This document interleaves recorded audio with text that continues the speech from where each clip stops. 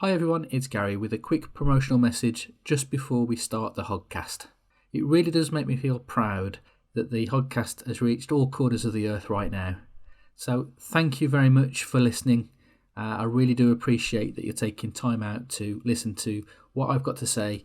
Please consider supporting the Hogcast by buying me a coffee at buymeacoffee.com/Silver Hedgehog. Or why not become a patron at patreon.com/Silver Hedgehog. However you choose to support, whether it's through one of those platforms or simply by listening, I'm extremely grateful. So, on with the Hogcast.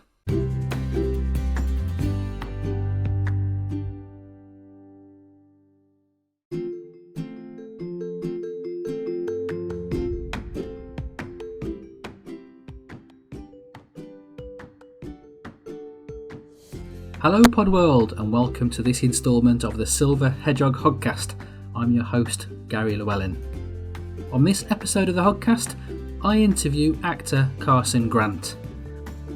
Myself and Carson got talking on email after he read a review that I wrote about his latest film, Amazon Queen. He seemed a really interesting guy, so I invited him to come onto the Hogcast for a chat. And wow, what a chat it was. It's a really great interview and we cover various different topics, including his acting career, advice for younger actors trying to make it in the business, and what historical figure he'd go for a drink with and why. So please take a listen, it's a lovely interview.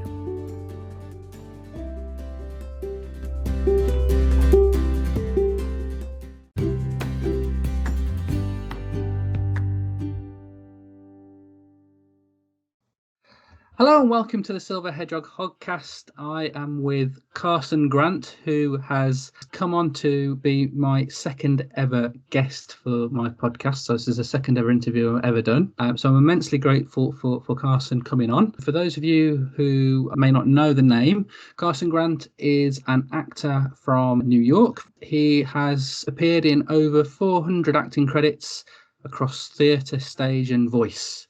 So hello Carson, welcome. Good afternoon. I hope that was an okay intro.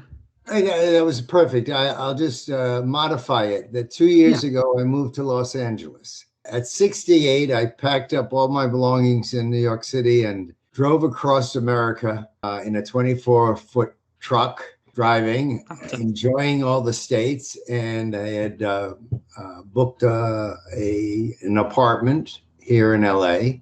So moved in, started, I do have an agent here in LA, actually a couple and a manager. Had about 6 months in, and then of course COVID happened. So LA is slowly starting to rebirth again, just like New York is as far as the film industry. Meanwhile, I've been doing some theater also here, which I told you about Hollywood Ghost Stories. Yes. Great fun. I'm a baritone. Every once in a while, I'll do a musical or theater. Theater takes a long time. So I kind of like projects that turn quickly.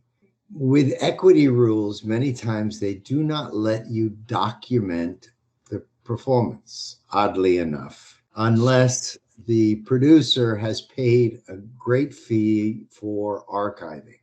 So I've got to rely on relatives or friends that come to see the production and pull out their camera and illegally tape, which is sad because we should have documentation. And so I've addressed it here in LA with equity, saying we've got to update our rules. For actors, we need products to promote further jobs, and it is a labor union. So you would think that they will agree. So you've had a long career in the arts stretching back over 50 years. So what inspired you to get into acting?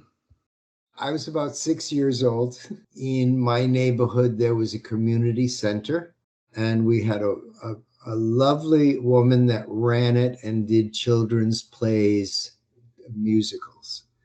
And honestly, that's how I got into it. That's what inspired me. Because every summer we would do about 4 productions. They were very simple children's productions, but it tickled my fancy. Also, I grew up, there was a program called Mickey Mouse Club. It was when they were in Hollywood, taking Mickey Mouse and actually making a children's program. And many famous actors that came out in the 60s were actually children in the 50s on the program. So I was an avid watcher of that. My mother loved all the black and white films from Hollywood that were on television. In the 50s, it was black and white television. Many Friday nights, I would sit there with her past my bedtime watching Hollywood greats, really great actors. And that inspired me also.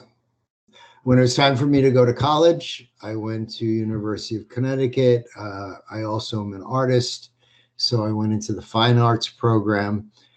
But on a day trip to New York City with the art department, I realized I didn't belong in Rhode Island anymore. I really belonged in New York. So by the end of that semester, I packed up my bags, moved to New York, and actually started studying with a very famous acting teacher, Lee Strasberg.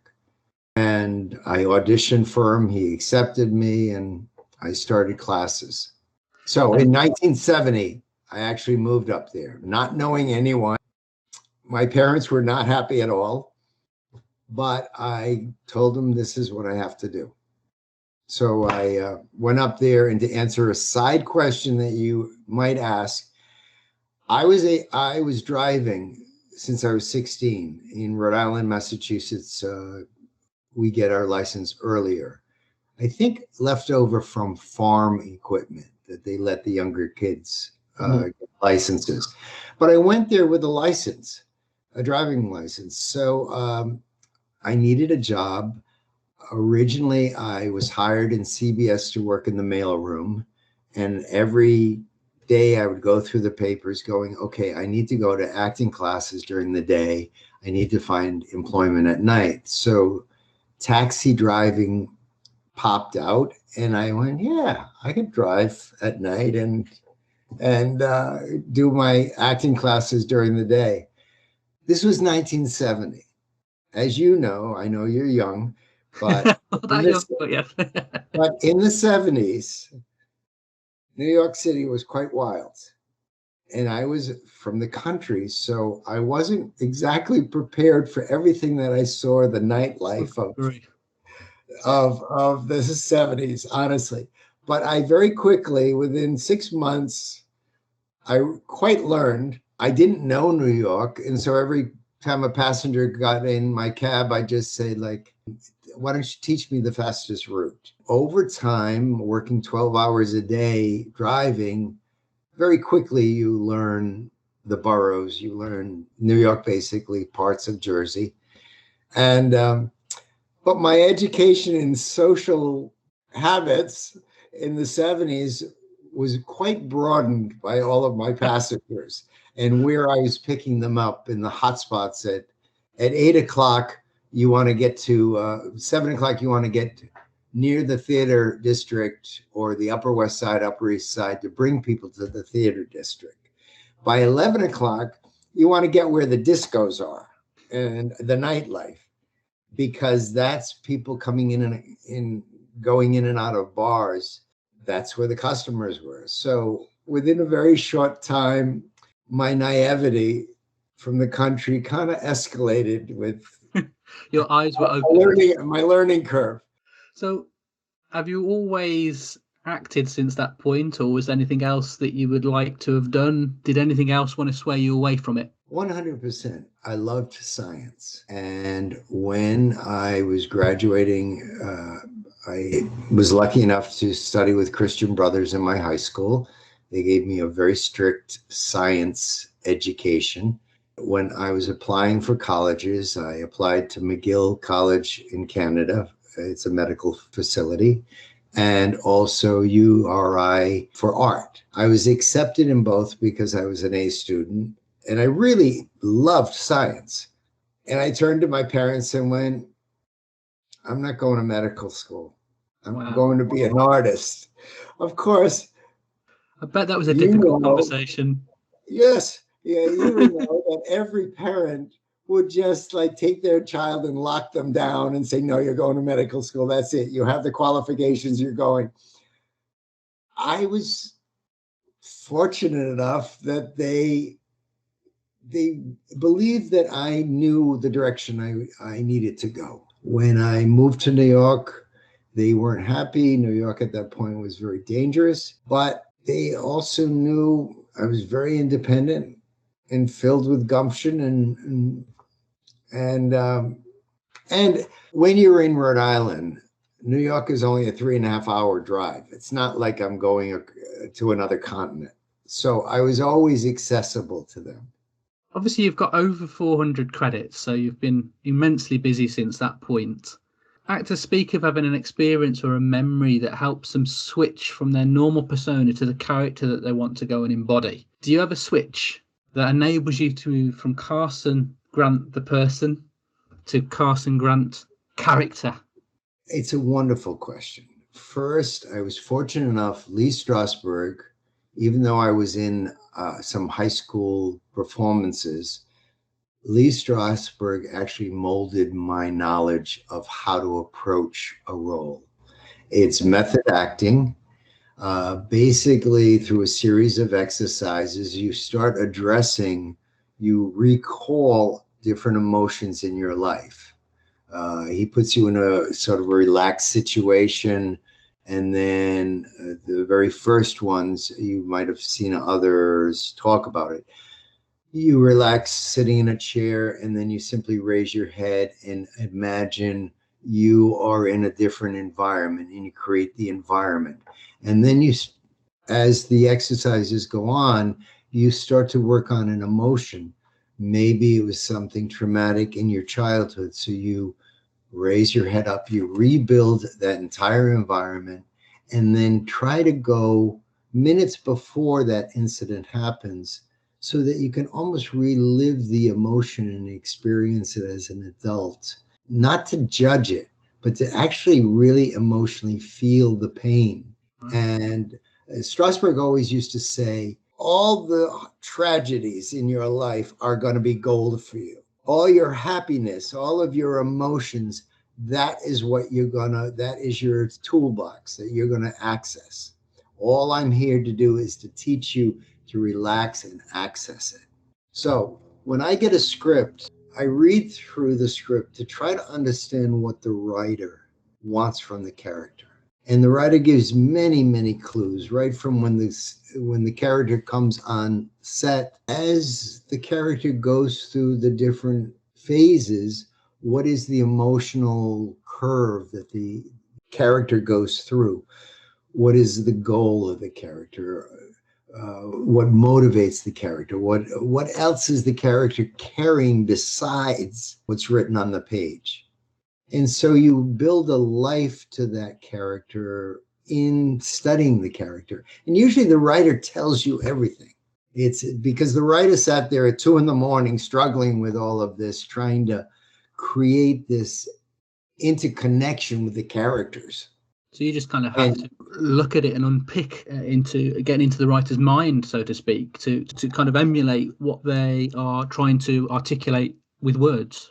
Absolutely. And I try to be true to that writer and kind of strip away what Carson's personality might bring to it first. I want to see what the rawness of that character is and the conclusion of that character. And it takes me a couple days to start to process it. And then, of course, yes, I'm bringing, okay, well, this character cries at this point. Okay. Many times, if it's good writing, the writer has already written it in. I just have to be true to the words and the emotions come. I'm a one-take wonder, but even though more takes. But also, I very quickly can tap into my emotions. As I've gotten older, it's even become easier. I am not self-conscious when you're on a film set and surrounded by 40 people. I'm not self-conscious of that. I'm there to do my job and to create that moment. And thunder and lightning could be happening around, but I'm there to do my job and just focus. Strasberg really helped me with that. He was like studying with Socrates, honestly. He was so pure. I would sit there in class, listen to him critique other people's performances, and learn so much what his eye was looking for. And I guess that's always going to be in the back of your mind when you're on stage or you're on set. Those thoughts of what would Strasberg say, is that something that kind of keeps at the back of your mind? Now, over decades, it's become a habit. So I don't think like, what would Lee Strasberg say in this situation? I simply exercise it all the time. One example, I was doing theater. The young woman that is playing opposite me forgot her lines. She kind of blocked. But it was a time when she was putting me on the spot and catching me. I was a chief deputy. So instead of like waiting for her line, I looked at her and I started challenging her. And, oh, you think you're here to like criticize me? And literally I'm ad-libbing on the script in order to provoke her lines that I was saying similar, like feeding sort of the question before the answers, just so to bring her back. That flexibility of improvisation, I think, just comes from years of experience, and that you're not flustered by an error. Yeah. And many times in scenes, actors will block on lines. I've done it myself. I'm not perfect at all. But I will immediately go back to my intentions. Why am I here? From the intentions, usually the words will come. So do you prefer stage or screen? Each is different. Each is different techniques. I love the breadth and openness of a stage. You don't really hear it, but I have a very loud baritone voice that fills the theater. And I'm speaking very quietly to you right now, but there is something to be said about standing on stage and just the hum of the audience just standing there watching, and you thinking, yes, this is it. Well, you can feel the audience when they're following you, and it's not manipulating them, but you can guide them through the intensity. That I love film, but it's you, the other actor, the camera. It has nothing to do with the volume. It's really much more the intimacy, that your intentions, be clear with your intentions. Don't try to act. If you're honest with your emotions, the camera is going to capture it. So I like both. That's good. It's a good answer. If you talked a lot, obviously, at the beginning of the interview about your younger self, and that's what turned the light bulb on, and you became effectively an actor. If you could go back to that younger self now, what would you tell him to avoid, keep doing, or do differently? It's a wonderful question. I would tell my younger self not to doubt myself. So much of when you go through your teenage years, you're trying to conform to the norm. Moving to New York, being in a city of millions, there was no one I had to conform to. So that freedom to really find myself. But I still, the first 5 years of auditioning, I still doubted myself. I put myself through all of this Greek tragedy about, oh my God, if I forget my lines. I used to have nightmares about forgetting my lines on stage. It only happened once in all of my life, and it was in the middle of a song. I started doing I started doing the second verse as opposed to the third verse. And so I'm singing, I'm going, you're repeating this, huh? Okay. And I just got to a point where then I switched over to the third verse. Seamless, no one really realized it. It had the same tune. So I would tell myself not to doubt myself. That is probably the most important thing.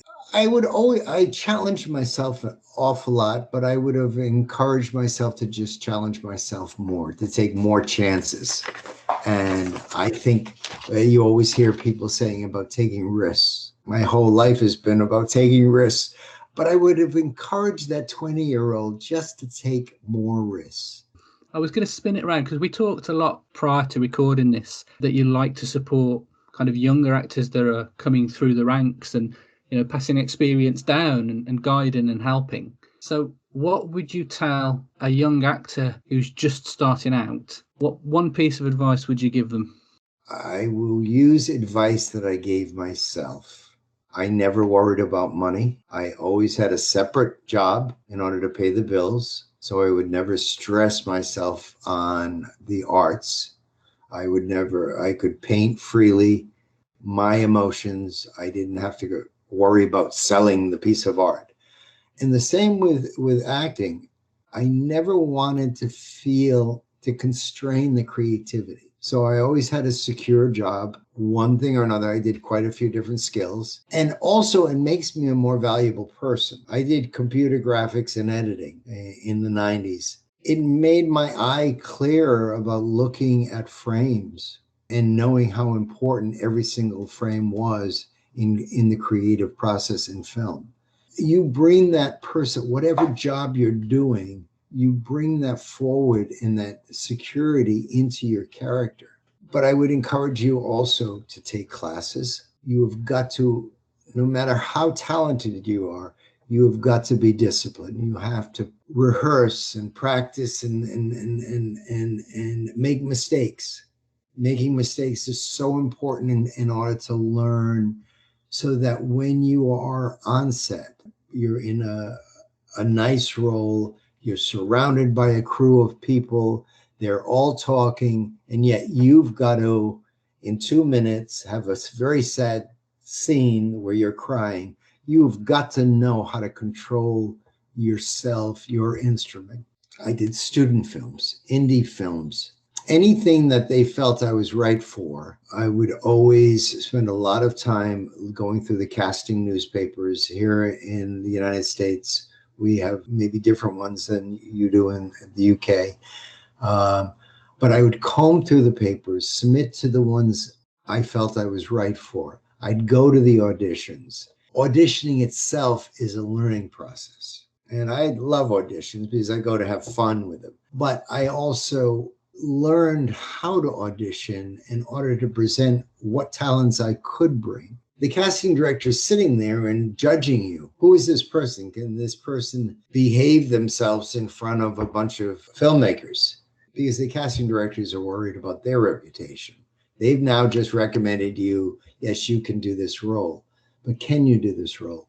Usually, casting directors have gone to theater pieces. They see actors they're impressed with. They've seen small independent films, short films, commercials. In order to do it, you have to get out there and do it and not worry about the money. You've got to find other young people that are young directors, young cameramen, people that film schools are a great place to get started. And you have to sacrifice the time because you are evolving. The biggest thing that I would encourage young people to think about is, don't think about being a star. Think about being a working actor.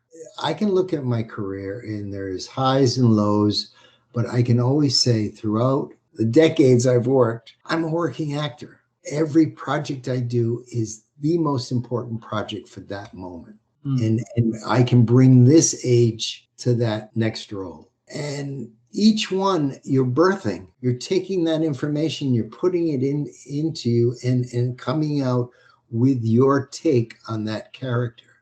And that birthing process, that creative process, just like me painting a canvas or sculpting, you are taking a hunk of clay and molding it and shaping it and coming up with an emotional response. That's vital. That's important. That's what fills me at 70 years old. I can go back to every single one of those characters, every single one of the canvases or the sculptures that I did, to feel that process. That makes me full. Money in the bank, money comes and goes. But creativity is, no one can put a price on creativity. It is you, yourself, instincts, your spirit, your energy. So try to get out there and exercise, experience, and bloom, so that you know who you are and what you can bring to a role. And no role is too small. I'm going to go back to one thing you did ask me in your paperwork, is that originally, once I had my union cards, I started working as an extra just to be part of an industry. And it's great to see like a really professional film crew, and you're able to watch as an extra, you're able to watch the stars do their thing.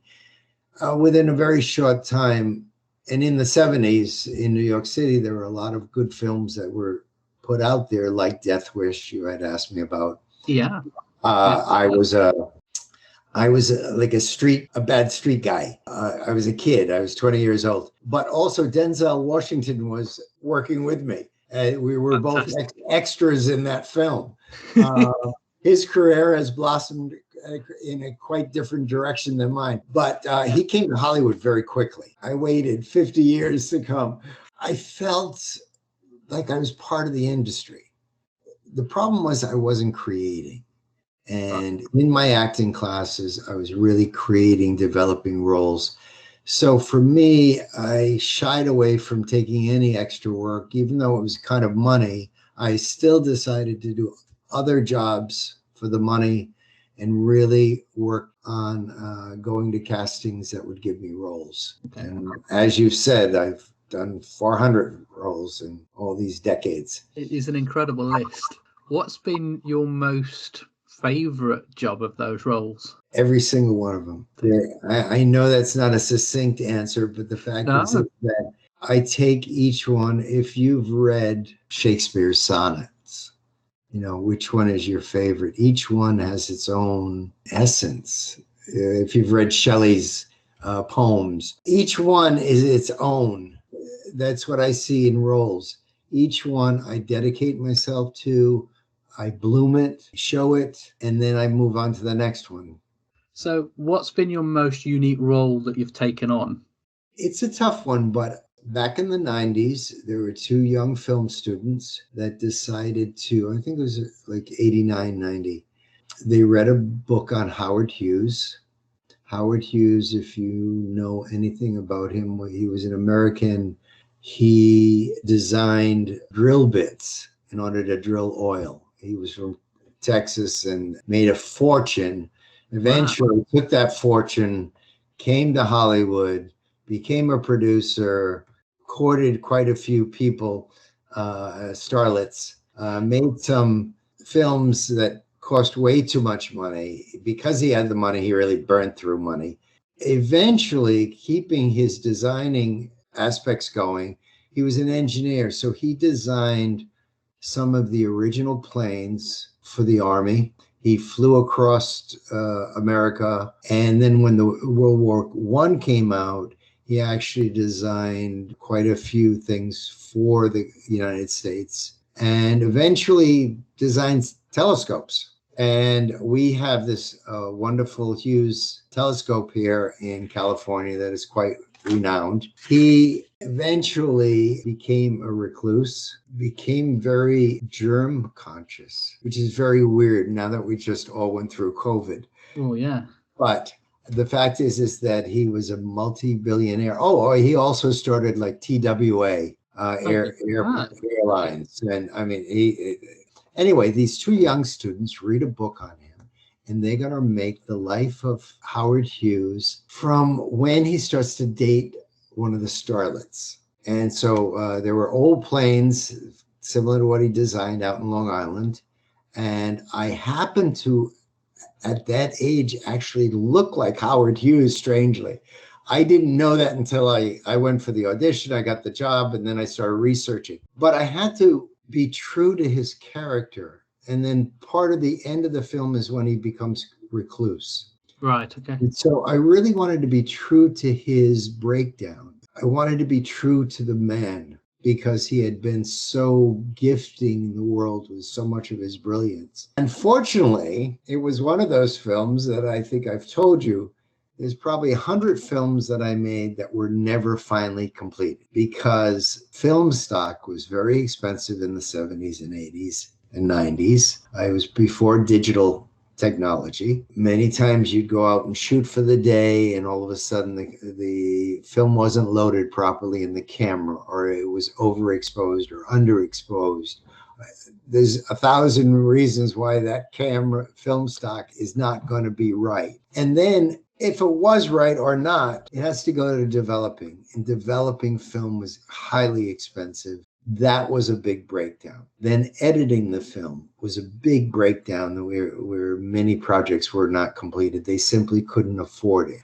And so there were all these obstacles to celluloid film that the younger people in the digital age, it's wonderful. A young student can get a high def camera and go out and shoot a film, bring it home. There's easy software they can upload, even free software, edit their whole thing and come out and put it into film festivals. So the accessibility of creating on a film story, the difference between video and film now is so slight. The quality is very similar. So there's so many more creative people now being able to tell their stories in so many different formats.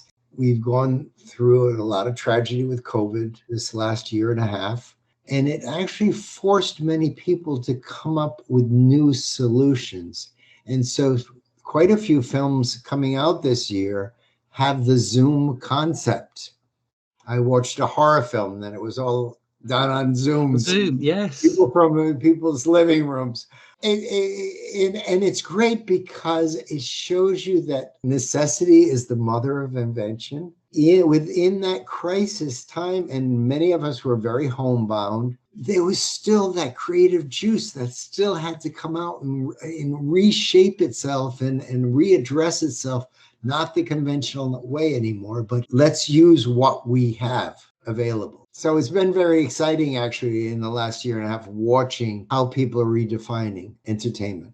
So what does the future hold for you? Any exciting projects on the horizon? Well, I'm not going to name specifics because I'm literally auditioning every day. I spend 3 times a day going through emails, producing self-tapes. I'm here in LA now. So the caliber of filmmaking here across the board, young to old, is much higher. People are more dedicated, and not to slight New York at all or anywhere else in the world, but people are very dedicated to finishing their projects and being very sincere about it, because most of the time this is their calling card out into the industry. And I have noticed that, and I don't mean to slight, New York produces great products, but it seems like people are very, very sincere about their reputations and really doing the best job possible. Reputation is everything, isn't it? And I guess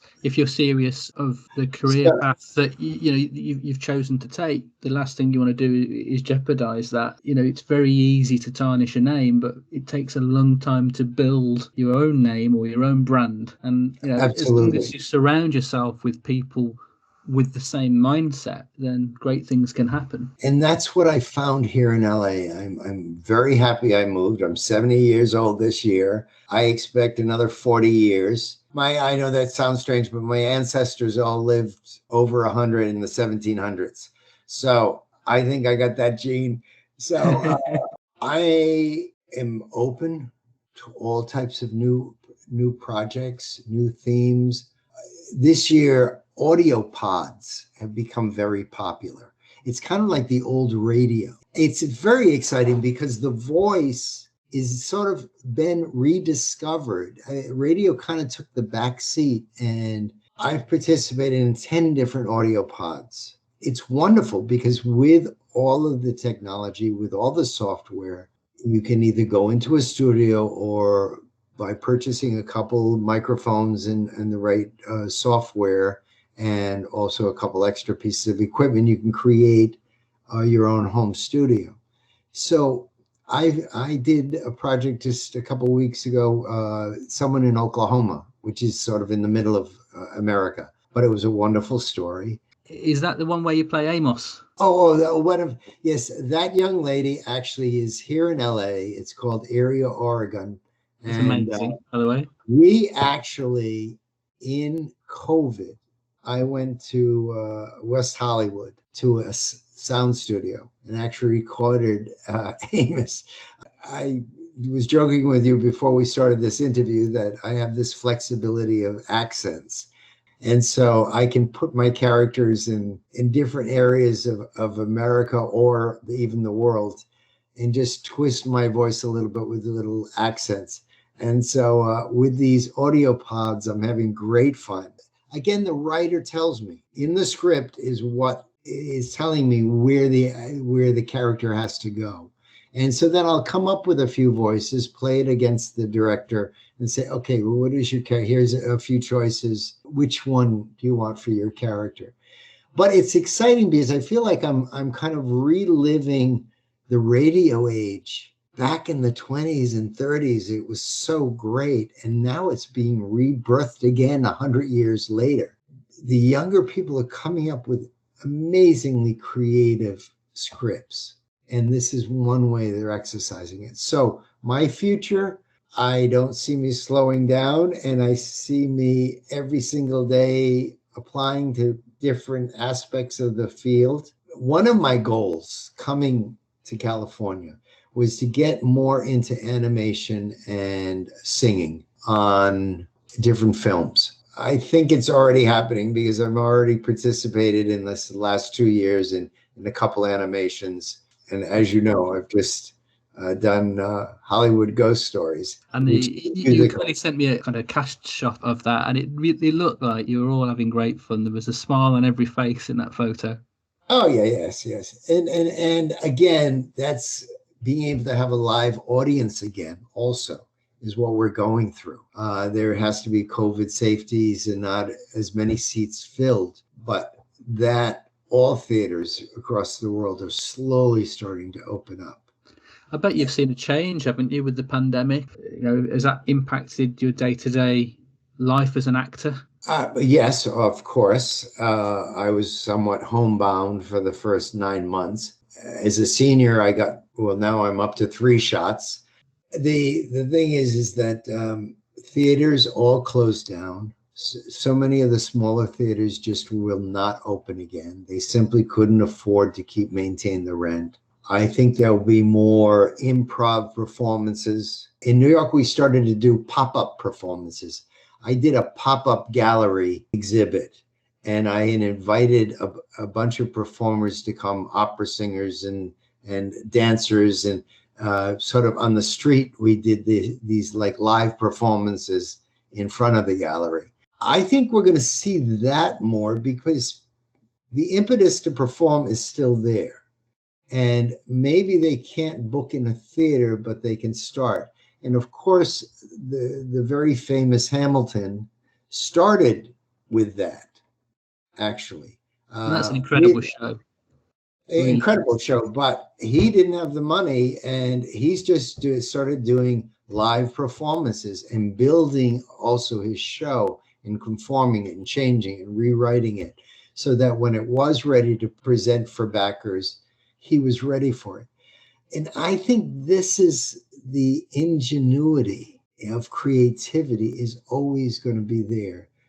It's tragic. So many theaters, I only hear from New York from friends, so many places have closed. But we will birth again, and we will come stronger for it. I am very altruistic.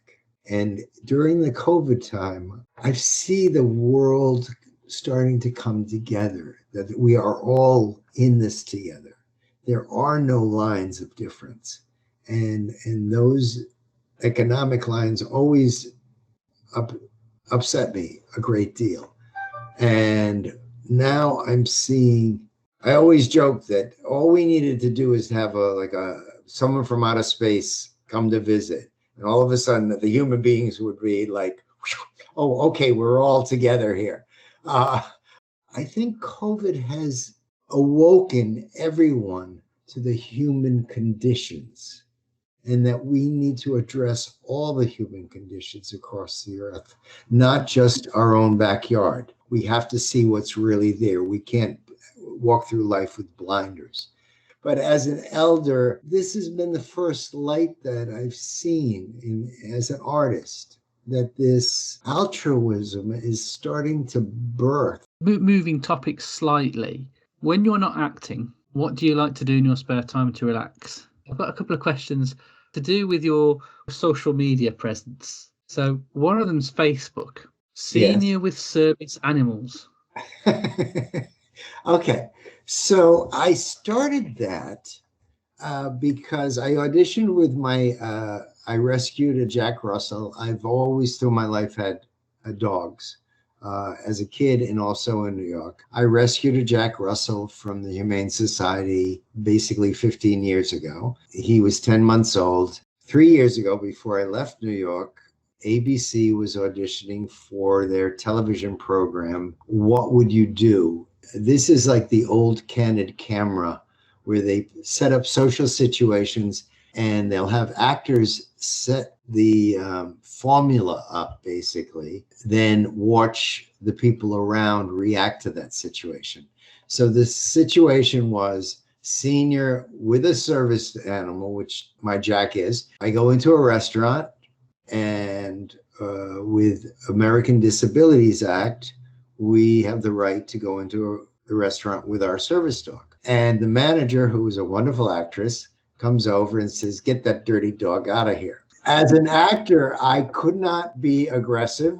I could not, I had to play the victim, basically. No matter what she said, I had to play the passive end. We did it in the setting of a restaurant. You can find it online. Restaurant manager tells man with service dog to get out on YouTube. It's hilarious. It's a half an hour program about people taking advantage of the service animal situation and real people with it. The people that reacted, I was in Jersey. No one knew me. And yet these people stood up for my rights.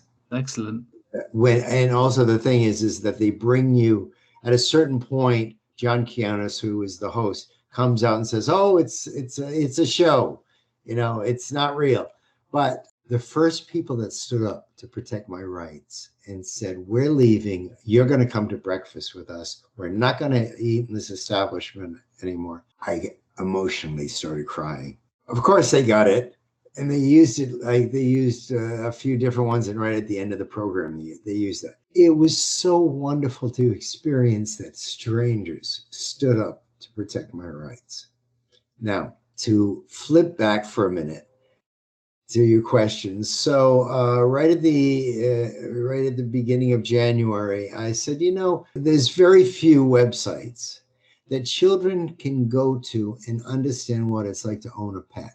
So on Facebook, on a fan page, I started photographing the dogs in my neighborhood, photographing how to make dog food, how to care for your dog, bathe the dog, clean the ears, and things that I geared it really towards a 10-year-old. And from the dog's perspective, I had like little human jokes, but it was all about usually one dog joking with the other dog. PG topics. I did not do any adult joking with it because I really wanted a 10-year-old to say, "Oh, I want a pet. What does it take to have a pet?" And that's what was the motivation of senior living with a service animal. I know this is kind of funny, but I had Facebook for 10 years and I didn't have friends. I just used it as a poster for my acting because I just didn't have the time to invest in social media. And moving to Hollywood, honestly, there is a whole bend on casting actors now. As you can see with influencers are getting great attention. Actors with social media presence are the ones being cast because the big companies want the influencers as their stars. And it's a weird phenomenon. They're not looking at years of experience. They're looking at what your social media numbers are. So in the last 2 years, and luckily with COVID, I started to actually put myself out there in social media and start kind of getting followers and stuff. Really, even IMDb, the Internet Movie Database, has a rating for the actors. And part of the algorithm takes into consideration your experience, of course, and articles that are written by you, awards you've won. But another part of the formula is your social media. And I attended a SAG meeting with the casting directors, and the casting directors all said, "You have got to have a high number on your social media." Oh, So wow. I know it's weird. It's atypical of anything. A couple actors that I worked with in this recent film, Amazon Queen, did not have any acting experience, but have incredible numbers on social media. And so their ratings on IMDb like went crazy high. And I went, how are they doing this? And it's all because of their Instagrams and their Twitters and their TikToks. And so I guess this old dog has to learn to play the new trick. It is what we're living in. And so what's the future of Carson is learning much more about participating in the real industry push. And also every day I'm applying to new castings. Strangely, yesterday I literally had to do a quick turnaround. I was telling you this on a audition. They need a replacement in Chicago in 2 days. It's a butler with a British accent. And so I did my best. Which is very good, by the way. And I had a snippet of it. Ace, well, we'll see. We'll see. Action. I'm going to end with a non-acting related question. That's this. If you had a drink with any historical figure, who would you choose and what would you talk about? I really like this question. It was very succinct. Thomas Jefferson. Oh, okay. Thomas Jefferson, all my life, I read about the history of America and how during that early times they created the Constitution.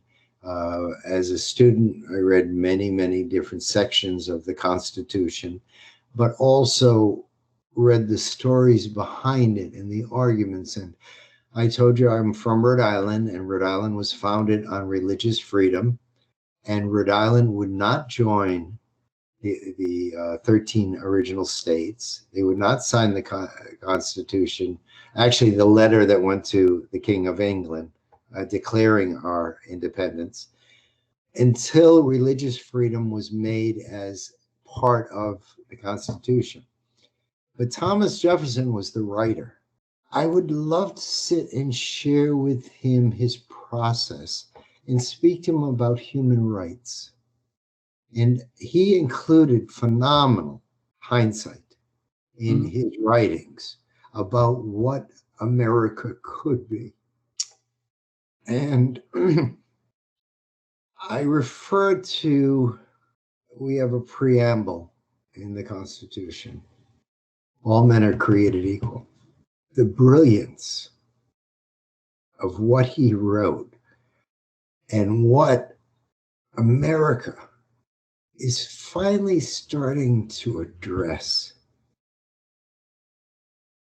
after 200 years of equality and equal rights, and what America's founding was really about. Sorry, I'm very emotional about it, but it's what the whole world is going through, is that it's the human condition. And so to be able to sit there, speak with Thomas Jefferson about his process of what his idealism was, of what America could be. And I would like to sit at this age to be able to present to him what America 200 years later, how they've interpreted his words and how they've lived by his words, what he could do to make it more emphatic, make it more to happen quicker. You know, we know that we went through the Civil War. We know that I lived through the 60s, Martin Luther King, John Kennedy. We now in 2021, sorry, I'm so emotional, but in 2021, we've got to look and we have got to evolve. It's a succinct thing that as an artist, I fully believe. And it was an amazing answer and one I wasn't expecting. So thank you for sharing. Looking at time, We better kind of end our interview on that nice point. Thank you so kindly for No, inviting. it's been an absolute amazing pleasure. Thank you for agreeing to come on. And as I say, you're my second ever interviewee on the podcast. So thank you for putting yourself through that. Oh, And no, it's you've been an amazing absolutely fun. guest. So thank you. Yeah, it's been absolutely fantastic. Yeah, you're headed in the absolute right direction. Thank you. All right. Enjoy your day.